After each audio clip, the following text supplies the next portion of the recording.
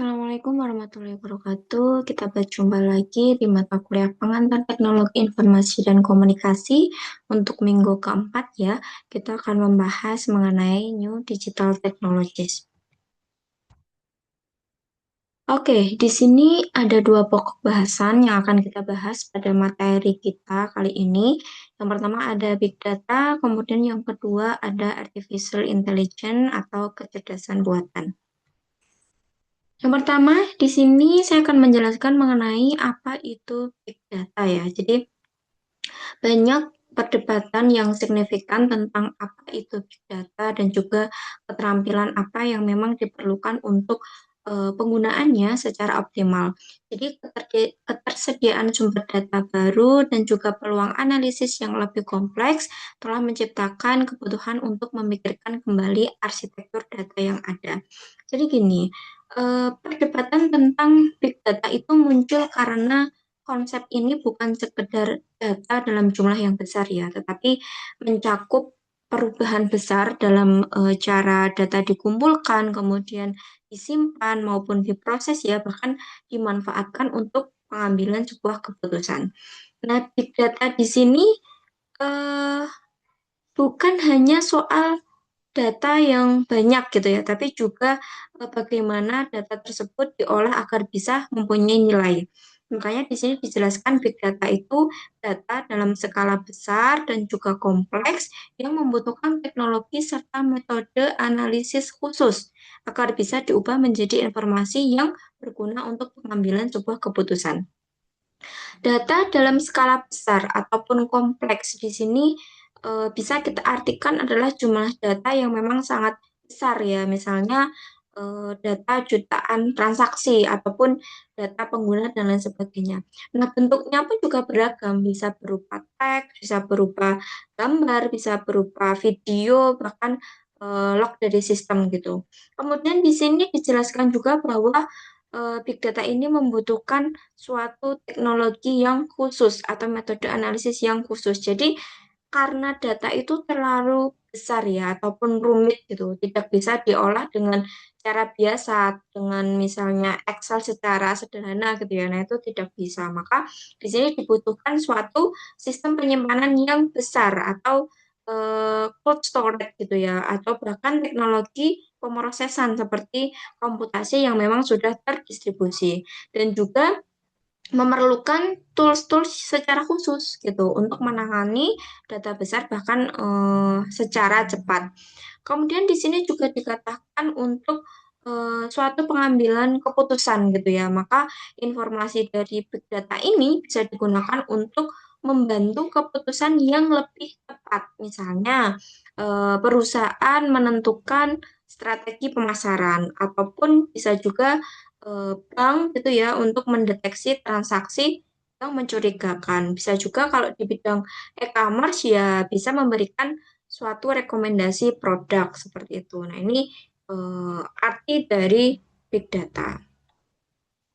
Kemudian di sini ada model ya yang menggambarkan siklus penting dalam big data gitu ya. Jadi bagaimana data mentah bertransformasi menjadi keputusan yang bermakna gitu. Jadi siklus penting dalam big data ini yang memang sebenarnya adalah alur bagaimana data itu diubah menjadi sebuah keputusan. Lalu di sini kembali menjadi data baru gitu ya. Jadi siklus ini bersifat looping ataupun berulang seperti itu. Di sini saya jelaskan yang pertama ada data atau fakta ya. Jadi ini merupakan data mentah yang memang dikumpulkan dari berbagai sumber ya, bisa transaksi, bisa dari media sosial ataupun aktivitas dari pengguna. Nah, data ini masih belum memiliki makna ya jika memang dia belum diolah gitu. Kemudian yang kedua ada informasi atau data yang memang direkam ataupun yang diolah. Jadi data yang sudah diproses menjadi lebih terstruktur dan juga bermakna di sini. Contohnya adalah data penjualan gitu ya. Jadi menjadi laporan yang bentuknya penjualan harian gitu atau eh, data klik gitu ya atau menjadi statistik kunjungan seperti itu. Nah, informasi ini mulai bisa dipahami tapi belum memberikan insight secara mendalam gitu. Kemudian selanjutnya yang ketiga ada pengetahuan di sini ya. Jadi informasi yang dianalisis ini lebih lanjut gitu. Sehingga dia bisa menghasilkan pemahaman atau insight tadi. Kalau di informasi tadi dia sudah bisa dipahami gitu ya, tetapi kan belum memberikan insight. Nah, di pengetahuan ini dia sudah menghasilkan pemahaman gitu ataupun insight. Contohnya mengetahui produk mana yang paling laris gitu ya. Nah, di sini kita bisa menentukan pola perilaku dari pelanggan gitu. Nah, di tahap ini biasanya digunakan analisis big data seperti machine learning gitu ya ataupun data mining di sini. Selanjutnya ada keputusan atau tindakan terinformasi. Jadi pengetahuan itu digunakan untuk mengambil keputusan yang tepat. Contohnya adalah menentukan strategi promosi ataupun bisa juga mengubah harga produk gitu ya atau mendeteksi sebuah fraud gitu. Jadi keputusan ini berbasis data gitu ya. Jadi bentuknya adalah data driven decision gitu. Jadi keputusan berbasis data. Selanjutnya yang kelima tadi kan sudah dari data awalnya. Nah, ini kembali ke data. Jadi siklusnya berulang. Jadi keputusan yang memang sudah diambil akan menghasilkan sebuah data baru. Contohnya, setelah melakukan promosi itu sudah dijalankan gitu ya misalnya, maka dia akan muncul suatu data penjualan yang baru gitu. Contoh lain, misal setelah sistem itu diubah atau setelah sistem itu berubah, maka akan muncul data perilaku yang baru gitu. Jadi data baru ini masuk lagi ke siklus, dia diproses lagi, dianalisis lagi, kemudian jadi keputusan baru lagi seperti itu. Nah, ini adalah siklus penting yang ada dalam big data. Selanjutnya ada beberapa definisi big data ya di sini ya. Nah, di sini dijelaskan bahwa big data ini data yang memiliki skala, distribusi, dan juga keragaman yang memang sangat besar, sehingga membutuhkan arsitektur teknikal dan metode analitik inovatif untuk menghasilkan wawasan bernilai bisnis. Jadi gini, definisi dari Mixen Global ya, ini dari tahun 2011 ini menekankan bahwa big data ini bukan sekedar data besar, tetapi kombinasi karakteristik data, kemudian kebutuhan teknologi, dan juga tujuan bisnis gitu ya. Di sini ada tiga hal, ada tiga karakteristik big data gitu ya. Yang pertama ada volume atau skala. Jadi skala data yang memang sangat besar. Jadi data ini yang dihasilkan itu sangat besar gitu ya. Contohnya misal data transaksi dari jutaan pengguna setiap harinya gitu. Hal ini kan memiliki tantangan bahwa penyimpanan dan pengolahan data itu tidak bisa lagi dengan sistem yang biasa gitu. Jadi organisasi memang harus menggunakan teknologi seperti cold storage gitu ya agar mampu menangani skala besar seperti itu. Kemudian yang kedua ada velocity atau kecepatan distribusi data. Nah, data ini masuk gitu ya dan harus diproses dengan sangat cepat, bahkan real time ataupun streaming gitu. Contohnya adalah misal data dari transaksi online atau media sosial gitu ya, ataupun data yang datang dari sebuah sensor gitu. Nah, hal ini kan sistem harus mampu memproses data secara cepat, bahkan terus-menerus gitu ya. Makanya dibutuhkan sistem yang mampu memproses data itu secara langsung. Jadi real time processing gitu ya. Jadi bukan hanya batch gitu. Nah, ini kecepatan sebuah distribusi data.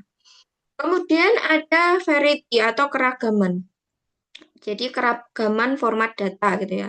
Data itu tidak hanya berbentuk tabel ya. Jadi dia juga bisa berbentuk teks, berbentuk gambar, video, bahkan data sensor gitu. Nah, hal ini perlu sebuah metode untuk mengolah data terstruktur gitu ya dan tidak struktur. Jadi diperlukan teknik khusus untuk membersihkan ataupun mengubah bahkan mengolah berbagai jenis data agar bisa dianalisis seperti itu. Nah, ini definisi dari big data.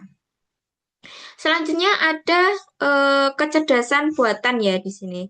Ada beberapa definisi AI atau artificial intelligence atau kita sebut kecerdasan buatan menurut beberapa ahli. Jadi gini, kita simpulkan seperti ini.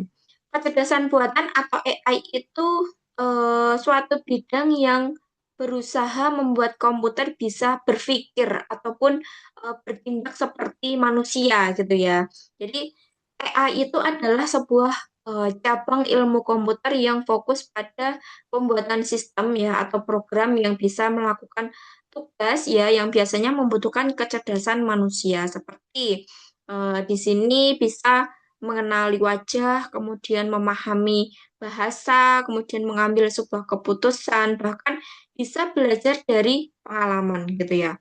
Nah, maksud dari melakukan suatu yang dianggap cerdas ya di sini ya, menurut Simon, di sini yang dimaksud cerdas di sini adalah kemampuan seperti belajar ya, misalnya dari data yang ada, ataupun bisa berpikir, bahkan berlogika, bisa memecahkan sebuah masalah, bisa beradaptasi dengan situasi yang baru gitu ya. Jadi AI ini eh, sebuah usaha untuk membuat mesin itu bisa meniru, bisa membantu, ataupun meningkatkan kemampuan berpikir manusia gitu ya. Jadi eh, cara dari AI ini dia adalah suatu bidang studi gitu ya, bidang studi ilmu komputer yang memang fokus pada pembuatan sistem yang dia bisa bertindak seperti manusia gitu ya. Nah, itu yang kita sebut seperti sebagai AI. Selanjutnya ada 4 kategori definisi AI. Jadi ada 4 cara ya untuk mendefinisikan artificial intelligence atau AI di sini. Yang pertama adalah berpikir seperti manusia ya di sini ya. Jadi fokusnya adalah membuat komputer itu bisa meniru cara berpikir manusia. Nah, AI ini mencoba meniru proses kognitif dari manusia atau cara otak bekerja gitu ya. Contohnya adalah sistem yang bisa meniru cara manusia belajar, cara manusia mengingat ataupun mengambil sebuah keputusan. Nah, ini biasanya berkaitan dengan psikologi atau ilmu saraf ya. Jadi di sini intinya bagaimana mesin itu bisa berpikir seperti manusia. Kemudian yang kedua adalah berpikir rasional ya. Jadi fokus pada berpikir secara logis gitu ya dan juga benar. Nah, AI ini dirancang menggunakan aturan logika ya seperti matematika ataupun logika secara formal gitu ya. Jadi tidak harus seperti manusia, yang penting hasilnya benar secara logika. Ya, contohnya misalnya sistem pakar ataupun pemecahan masalah yang memang sudah berbasis aturan gitu. Nah, intinya di sini bagaimana mesin itu bisa berpikir dengan benar gitu ya. Yang ketiga, ada bertindak seperti manusia. Jadi, fokus pada perilaku yang memang menyerupai manusia. Jadi, mesin itu dianggap cerdas jika perilakunya bisa mirip manusia. Ya, contohnya misalnya ada tes Turing ya, kalau manusia itu tidak bisa membedakan mesin dari manusia berarti AI berhasil gitu ya contohnya. Contoh nyatanya ya misalnya chatbot gitu ya. Jadi di sini intinya bahwa bagaimana mesin itu bisa berperilaku seperti manusia atau bertindak seperti manusia. Kemudian yang keempat ada bertindak rasional. Jadi fokus pada tindakan terbaik berdasarkan tujuan. Nah, AI ini tidak harus meniru manusia, tapi harus mengambil keputusan paling optimal. Jadi menggunakan data, kemudian probabilitas ataupun perhitungan secara efisiensi gitu ya. Nah, intinya di sini bagaimana mesin itu bisa mengambil keputusan terbaik. Jadi AI ini bisa dibuat untuk meniru manusia atau mengoptimalkan logika gitu ya, baik dari sisi cara berpikir maupun cara bertindak seperti itu.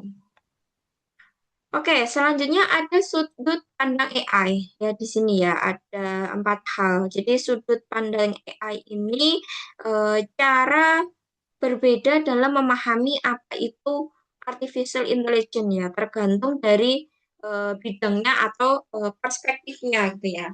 Yang pertama ada kecerdasan. Kecerdasan buatan mampu membuat mesin menjadi cerdas, berbuat seperti yang dilakukan manusia ya. Seperti halnya yang saya jelaskan tadi bahwa pandangan ini melihat bahwa AI itu ya sebagai upaya dalam membuat mesin menjadi cerdas. Jadi mesin ini diharapkan bisa bertindak seperti manusia, ya. Jadi fokus pada kemampuan seperti tadi berpikir, belajar, dan juga mengambil keputusan gitu ya. Makanya AI ini eh, diartikan sebagai mesin yang meniru kecerdasan manusia seperti itu. Kemudian ada penelitian.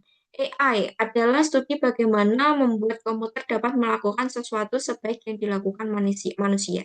Jadi AI ini biasanya ya sebagai kita pandang gitu ya sebagai bidang studi ataupun sebuah ilmu gitu ya. Jadi fokus pada bagaimana membuat komputer itu melakukan tujuan seperti manusia ya. Ataupun banyak dilakukan di kampus atau laboratorium riset gitu ya.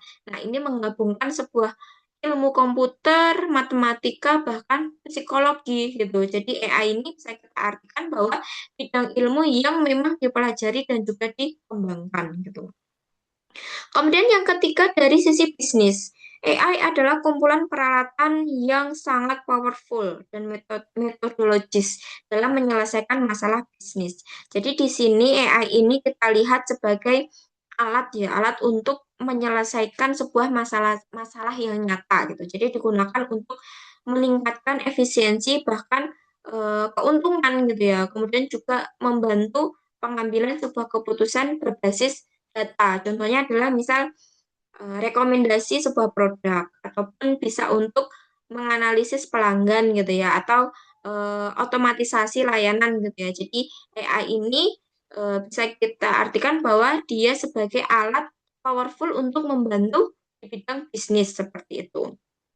Selanjutnya ada pemrograman. Ya, AI meliputi studi tentang pemrograman simbolik, problem solving, dan juga pencarian. Jadi sudut pandang yang AI kita lihat di pemrograman ini dia termasuk teknis dari developer ya atau programmer gitu. Jadi AI bisa kita lihat sebagai kumpulan teknik pemrograman gitu, termasuk tadi pemrograman simbolik ataupun problem solving ya atau pemecahan masalah, kemudian juga bisa searching atau pencarian solusi. Jadi di sini fokus terhadap algoritma dan juga cara kerja sistem seperti itu. Maka kita bisa artikan bahwa AI ini termasuk teknik dan juga metode dalam coding atau programming gitu ya. Nah, 4 sudut pandang ini saling melengkapi ya. Nah, kecerdasan tadi bisa berupa tujuan ya untuk membuat mesin cerdas, kemudian kalau penelitian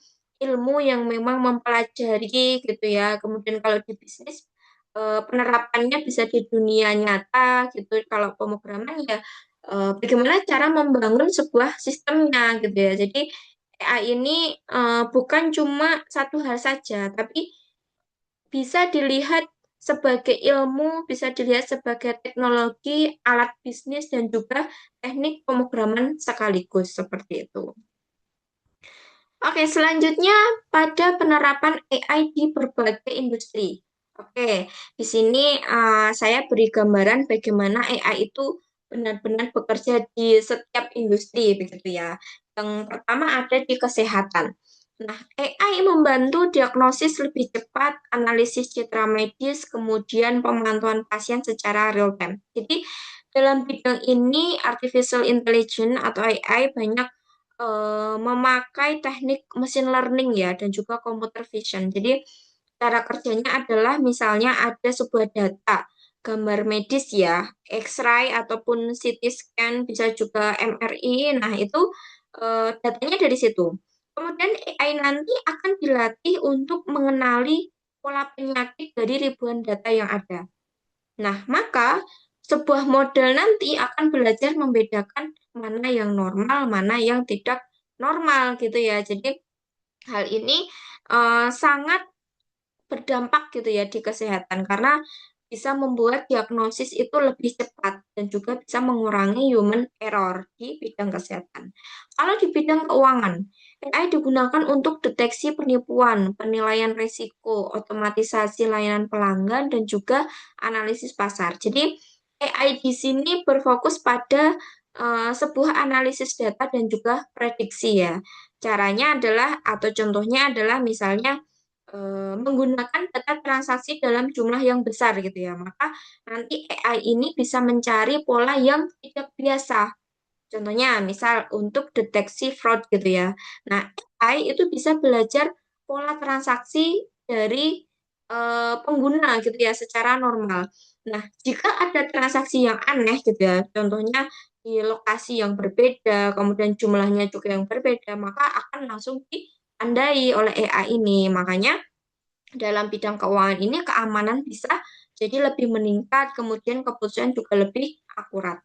Yang ketiga, dalam bidang manufaktur, AI mendukung inspeksi kualitas otomatis, perawatan prediktif, dan juga proses produksi. Jadi, AI banyak dipakai untuk otomatisasi ya, dan juga efisiensi. Nah, kalau dalam bidang manufaktur ini, biasanya cara kerjanya adalah misal ada sebuah sensor dan juga kamera gitu. Nah, ini bisa mengirim data ke sistem AI. Nah, nanti AI bisa menganalisis kondisi dari mesin atau sebuah produk. Contoh detailnya seperti ini. Misal ada dalam kasus predictive maintenance ya, dari sensor mesin bisa mendeteksi sebuah getaran ataupun sebuah suhu. Nah, nanti AI ini akan memprediksi kapan sih mesin itu akan rusak gitu ya. Nah, ini kan bisa berdampak untuk mengurangi sebuah biaya gitu ya dalam bidang manufaktur. Selanjutnya ada bidang transportasi. AI membantu optimasi rute, prediksi lalu lintas, dan juga pengembangan kendaraan otonom. Jadi gini, AI itu bisa digunakan untuk pengambilan keputusan secara real time ya dalam bidang transportasi. Misalnya ada data itu dari eh, GPS atau kamera, kemudian sensor yang sedang berjalan itu juga bisa. Nah, nanti AI ini bisa memproses lingkungan sekitar. Contohnya gini, misalnya di navigasi ya, AI itu bisa menganalisis data lalu lintas ya, dia bisa memberikan rute tercepat. Nah, dampaknya di bidang transportasi ini perjalanannya nanti lebih efisien dan juga lebih aman seperti itu. Kemudian di bidang pendidikan, AI mendukung pembelajaran personal, penilaian otomatis, dan juga analisis perkembangan siswa. Jadi pada bidang pendidikan ini AI bisa membantu personalisasi pembelajaran ya dengan cara kerjanya. Sistem itu bisa memantau performa dari siswa gitu atau AI itu nanti bisa menyesuaikan materi dengan kemampuan siswa. Contohnya adalah misalnya di platform belajar gitu ya. Kalau ada siswa yang sering salah dalam pengerjaan soal, maka nanti soalnya bisa dipermudah secara otomatis. Atau jika siswa mengerjakan benar terus gitu ya jawabannya, maka nanti bisa tingkat kesulitannya itu dinaikkan gitu. Nah, dampak dari di bidang pendidikan ini bisa belajar itu jadi lebih efektif dan juga individual gitu ya. Jadi AI mendukung pembelajaran secara personal. Kemudian di bidang manajemen, AI digunakan untuk analisis data bisnis, prediksi tren, otomatisasi, proses administratif, bahkan pengambilan keputusan strategis. Jadi pada bidang manajemen atau bisnis ini, AI berperan dalam decision support system ya, atau sistem pendukung keputusan atau pengambilan keputusan gitu. Jadi cara kerjanya adalah mengolah sebuah data penjualan ataupun pelanggan juga bisa bahkan sebuah tren ya. Nantinya akan menghasilkan sebuah insight untuk pengambilan sebuah keputusan. Contohnya, misal pada prediksi penjualan ada data historis gitu ya. Nah, dalam data historis tadi, AI itu bisa memprediksi penjualan bulan depan gitu, ataupun kalau dari contohnya sisi customer ya nanti AI itu bisa mengelompokkan pelanggan berdasarkan perilaku gitu contohnya. Nah, dampaknya di bidang manajemen ini nanti keputusan bisnis itu bisa lebih berbasis data gitu ya. Nah, ini contoh di bidang manajemen. Kalau di bidang pariwisata, AI digunakan untuk rekomendasi destinasi wisata, personalisasi, pengalaman traveler, chatbot, customer service, kemudian bisa analisis preferensi wisatawan.